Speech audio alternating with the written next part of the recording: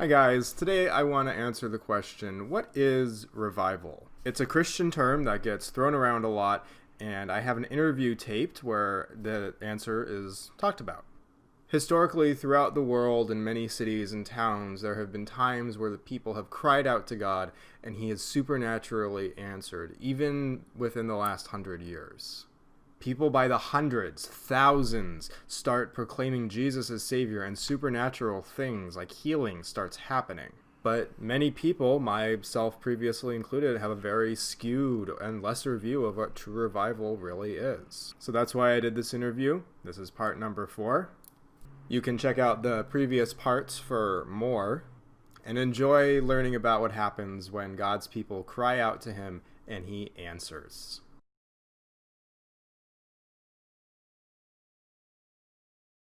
Roy then, he had a word of a prophetic word for me. It wasn't super crazy or anything. He just said, "Sarah, you're going to be used by God."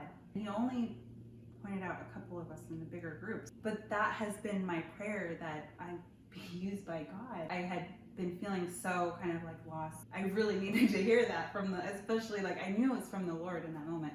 It really impacted me, and from then on, I really started pursuing holiness and just pursuing God in a different way than I had before, feeling excited about Him and knowing what He could do, and that He's way bigger than I ever imagined. That's really the impact. And I will say, I'm not perfect now, but it really has opened my eyes to how big God is. I view Him way differently than before.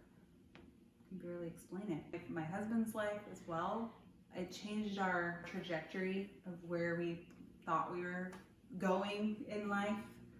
And now all we want is to pray in revival. And again, not to, beat a dead horse, but this is something that needs to be said again. It's praying for the presence of God, and not specifically just, we want these wonders to happen.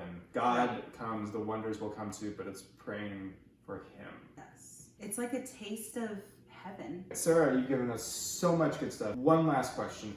If someone who's watching this is really inspired and wants to look at a revival tour, how can they go into looking at that? Where would you look? The group that organized our trip, they're called the Sentinel Group. I'm linking it in the description and the comment sections, yep. Like I said earlier, they organize trips to places where revival is happening / has happened, in order to expose people to revival and show them that it's happening, and God's not dead.